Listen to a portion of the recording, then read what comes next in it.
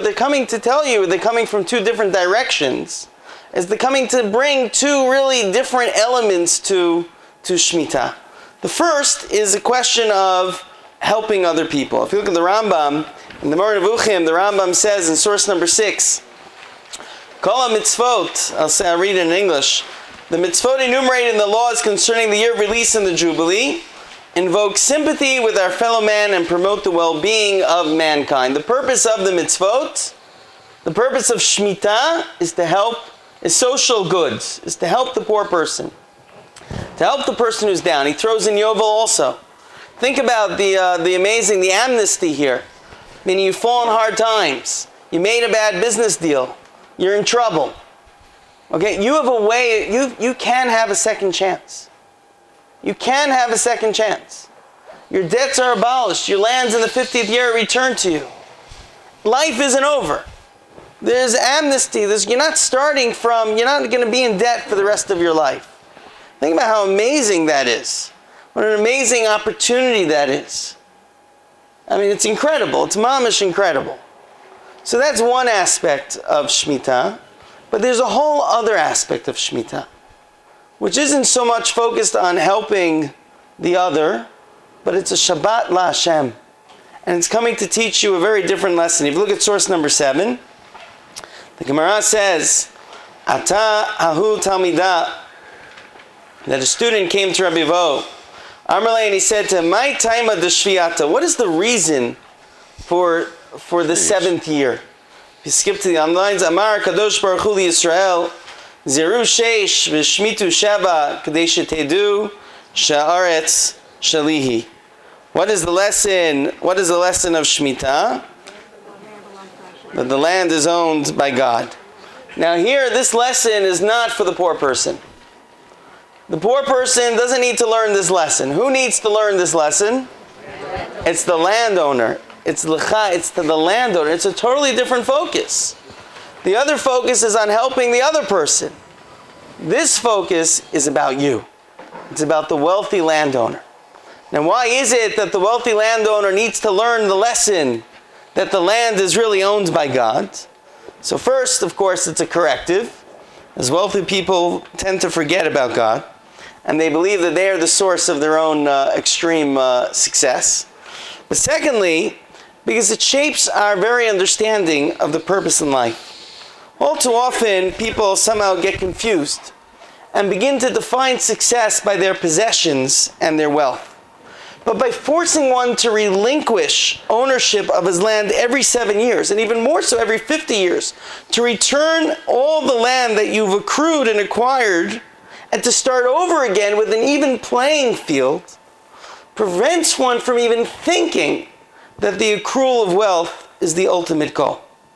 Now, these are basic points. Intellectually, we all know.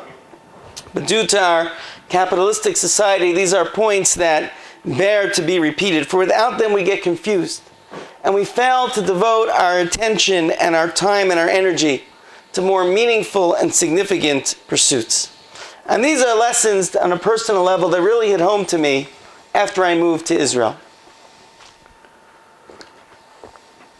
When I was in America, I used to live, when I grew up, I lived in a community where you were allowed to be a lawyer, doctor, or a businessman. Now, I then became a rabbi in Manhattan, and you really weren't even allowed to be a doctor. We grandfathered some of them in. But that was it. I remember when I told my family that I was going to be a rabbi, they're like, that's not a profession for a nice Jewish boy. Why would you be a rabbi? There were really no other options that were open to you. But that was the unwritten code growing up in the modern Orthodox community. But this is the difference between living in a Jewish community and a Jewish country. And it's part of what Moshe was saying before about how all the problems become our problems, all the issues become our issues, and all the professions become our professions.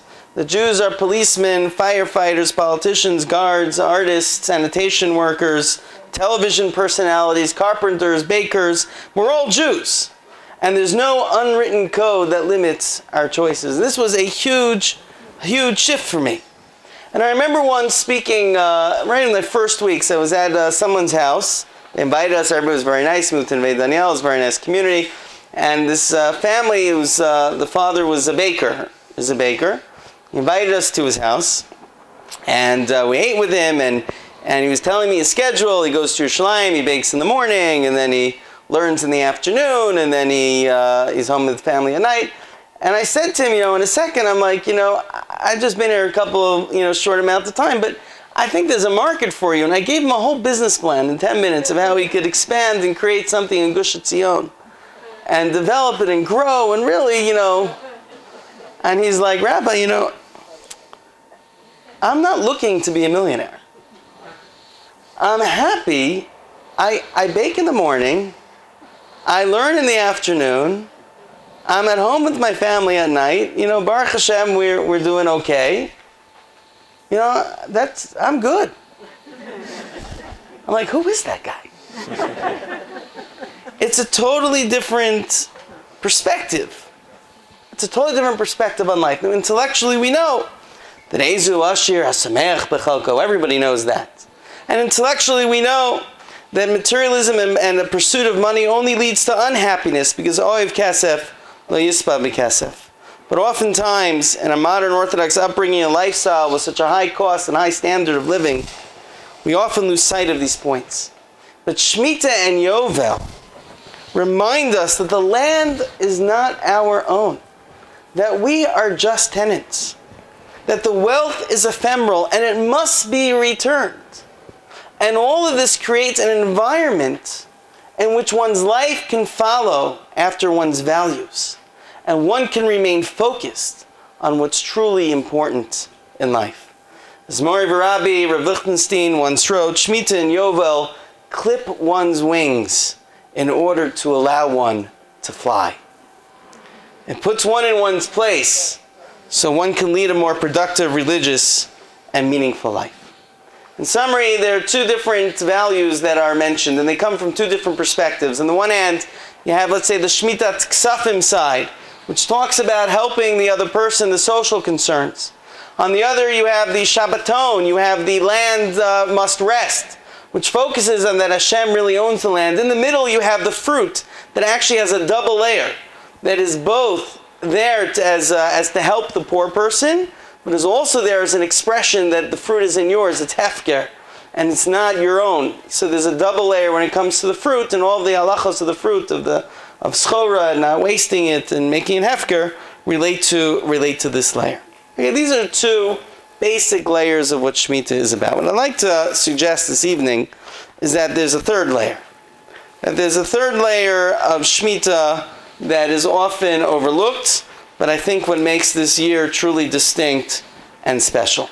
If you look at source number 9, the Pasuk in Tehillim says, Baruch Hashem malachav giborei korach osei dvaro, that Hashem blesses his malachav, giborei koach, who does his will. And the Midrashim talk about who exactly is giborei koach. Who's classified in this psalm as giborei koach? So if you look at source number 10, the Midrash Tanchuma, Baruch Hashem malachav giborei koach, Rabbi Yitzchak Nafcha omer, Elu shomrei shviat. These are those that keep shviat. Who's giborei koach? Who's a gibor? Someone who keeps shviat. Why? Lama nikra shemam giborei koach. Roesh esadeu mufkeret, vilonatav mufkarim v'syagim mifuratzim, v'roa perotav nechalim v'kovesh et yitzro ve'eno medaber. What does this guy see? He sees his land is hefker and his trees are hefker and everything is in ruins. Right? His fence is broken in. His fruit is being eaten. And he controls his own yetzer to get involved and do something. He stops himself. Who's considered a gibor? Somebody who could conquer his own inclinations. He has a natural inclination to get involved, to intercede, to get into his field once again. And he stops himself. I wanted to take this one point further. Look at source number 12 in the Yalkut Shmoni. They have a little different version of Yitzchak Nafcha. Giborei koach, Rabbi Yitzchak Nafcha omer, Elu shomrei shviat. These are the ones who keep shviat. Why are they giborei koach? Benoeg shabolam odam ose mitzvah liyom echat. that generally the way of the world is the person does a mitzvah for a day. You shake a lulav, or not lulav, what do we do for a day? You eat matzah. L'shabbat echad, you do a mitzvah for a week. L'chodesh echad, do a mitzvah for a month. Shema l'kol yemot hashana. Doing that mitzvah the whole year? Can you do that? V'dein chamei, chaklei beira, karmei beira v'shatik. Look at this guy. He sees his field is fallow in ruins. His orchard is in ruins, and he sits and he's quiet every single day for a whole year. He comes and he sees. Every day he passes by the same field as field, he comes and he sees. And every day he doesn't do anything about it. Yesh lecha gibor chayil koach mizeh, gadol mizeh. Is there somebody who's a greater gibor than this man? Nemar kanu seder onelam zet devar shmita malan lan shvit avkan shvit v'shan rabbeinu ezu gibor hakovesh es yitzro. I think that this medrash is adding something very interesting when it comes to the issue of Shemitah. There are different ways to understand it, but I want to just suggest one for the lack of time. I'll go straight to it. What I think I'm supposed to announce that it's Marav and Tehillim when we're finished, and so please stay here after I finish speaking. There'll be Marav and Tehillim for the Matzav. So what is the lesson of this midrash? What I think the midrash is pointing to is that Shemitah helps us overcome another major challenge in our lives, and that is the challenge of routine. Every year the farmer would enter into his field like clockwork. Every single day he would have a set daily schedule. He'd wake up at the crack of dawn, and he'd know exactly what he's doing, and every day was guided by the agricultural cycle, day in and day out. Such that when Shemitah and Yovel comes, it's hard for him to stop. It's hard for him. He still passes by his field, and he wants to enter and do his routine, but he stops himself. He stops his instinct to enter. And that resistance after the whole year makes him a gibor. Because at the end of the year, he's kovesh his yetzer, and he's no longer stuck to his routine. And this breaking from one's routine is critical for successful living. When I first came to Israel, I was on sabbatical. It's very fitting. I was on sabbatical, and I remember, and actually there's some people from the Jewish Center that remember when I left on the sabbatical, potentially returning. And I remember that my first month here, I wanted to feel like an Israeli. So what did I do to feel like an Israeli? I bought naot. All those Israelis, they're always wearing these nice naot. You know, these shoes here, they have the shoes that the front has a nice leather thing and the back is open. Everybody's walking around naot. It seems so nice. So I said, okay, I'll buy myself some naot. I'll be Israeli. So I bought naot, and you know, I kept on falling out of them. Like I would try to wear them, and I just kept on flying. How do these guys wear these shoes? Like I just keep on slipping out of them. There's no back.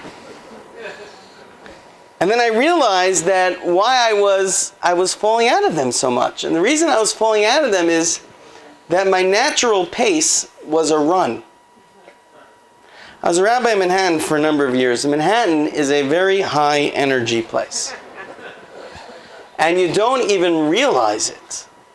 You don't even realize it, but your natural pace is a run. And as I was falling out of the naot because I was running. And then I realized, I'm on sabbatical. I don't need to run. So I kept the naot on. And they forced me to slow down. And they forced me to slow down and let me think. Let me slow down not just my walking pace, but my thinking pace. Let me assess my life. Let me decide how I wanted to spend the rest of my years. Shemitah is a great year. because it forces one to break from his or her routine, which then allows one to rethink one's life. And then one has a choice, how one wants to proceed in the future. 19th century philosopher Friedrich Nietzsche has a passage in one of his works in which he raises this question. What if someday, he writes, what if some day or night a demon were to steal after you into your loneliest loneliness and say to you, this life as you now live it and have lived it, you will have to live it once more and innumerable times more, and there will be nothing new in it, but every pain and every joy and every thought and every sigh, and everything unutterably small or great in your life will have to return to you all in the same succession and sequence. Will you choose to live your life again? Or would you prefer to change it? This is the question that Shemitah and Yovel allows you to consider. It stops the natural flow of your life and it gives you a year off. It breaks your routine to give you a chance to consider the alternatives and to decide that when the clock starts again at the end of the year, what is it you want to do? It could be that you'll choose the exact same thing that you were doing before, and that's wonderful. But now you'll do it with a greater consciousness that this is who you are, and this is what you want to do. You'll have a greater purpose in your mission. Or it could be that you'll decide a totally new course in life, or it could be that you'll keep the basic thing, but you'll tinker with lots of the issues of how you allocate your time and your resources. There's no right answer. But Shemitah and Yovel give one a chance to break away from one's routines and gives one an opportunity to think about life anew. And this is critical for successful living. All too often, we think about this issue one time of year. What is the one time of year that we think about these kinds of questions? Yom Kippur. I didn't even say Rosh Hashanah. We went straight to Yom Kippur. I was thinking the Aseret Yemei Tshuva, but you're probably more correct. One day of year on Yom Kippur. And all too often what happens is it's difficult to implement one's plans, all of one's thoughts on Yom Kippur. All the great thoughts and resolutions you make, it's difficult to implement them right after the high holiday season. Why is it so difficult to implement them? Because immediately what happens after Yom Kippur? Okay, immediately what happens after Sukkot? That is why Sukkot is there. But immediately what happens right afterwards? You go back to your routine. You go back to your routine. And all too often we get stuck in our routines. We live our lives on autopilot, just going through the motions, and we forget to think about the bigger questions in life. What are the dreams that I have for myself? What do I want to accomplish in my years? Our lives are governed by decisions that we've made years ago, and our days are filled with mindless, transitory activities. We forget about the fact that time is limited. We forget about the meaningful ways in which we could be spending our days. We forget even our own dreams, the dreams we had for ourselves in our younger years. At times, life has a terrible way of beating us down, with all of its difficulties, disappointments, challenges, and responsibilities. At times, it's just easier to shut off, to live on autopilot, to stop thinking, to no longer dream. Shemitah and Yovel are the ultimate wake-up call, for it enables one to think about the big picture and presents one with an opportunity to remember one's identity and one's ideals, to chart a new path in life and write a new chapter in one's life story. There's a fascinating pasuk that I think captures a little bit of this theme when it comes to Shemitah or Yovel, or both of these together. It's one of the famous psukim because it's written on the Liberty Bell, Ukratem Dror L'Kol Yoshveh, that you'll declare liberty among all of the inhabitants. But there's an obvious question on the pasuk. Who is it that becomes, that gains his or her liberty during this time of Yovel? Just the slaves. So why is it the Kratem Dror L'Kol Yoshveh? Why does everyone experience liberty during this time? So the pshat is, of course, that everyone is liberty because no one's a slave. But at least al derech drush, I would say that Shemitah and Yovel is not just for the slaves. It's for all the residents. On one level, it's for the slaves and for the poor people, and it gives them back their dignity and gives them another chance in life. On another level, it's for the wealthy, as it provides them with greater perspectives, so they don't fall prey to the thought that money and material possessions are the true measures for successful living. But yet, on a third level, it grants liberty to all of the residents of the land, because it frees everyone from their routine and enables them to think of these bigger questions in life, giving them the opportunity to break from the decisions of their past and considering how to live a more meaningful future. And this, I'd suggest, is the reason why Shemitah is so central, and the lack of its observance leads to Galut, being expelled from the land. Because without properly observing Shemitah, both individuals and the nation as a whole are not able to move beyond old mistakes and old patterns of behavior. We are mired in our past, and we cannot move forward. Israel is our land, but it's our land because it was given to us by Hashem. And its purpose is to elevate us, to allow us to reach great heights as we develop the inner depths of our character, so that we can create a noble and holy society, one that cares for the poor, that gives people second chances, that respects humanity and the divinity within all individuals, that it's infused with the Holy Spirit of Hashem and the recognition that the land is God's and that we are just His tenants and His servants. We are not here just to inhabit the land. We are here to be ennobled by the land, to be ennobled by its sanctity, and to create a model society. When Jews do not take advantage of the opportunity that is Shemitah, then the Torah says exile follows, because the purpose of the land is not being met. This is a very important point, and I can say this with absolute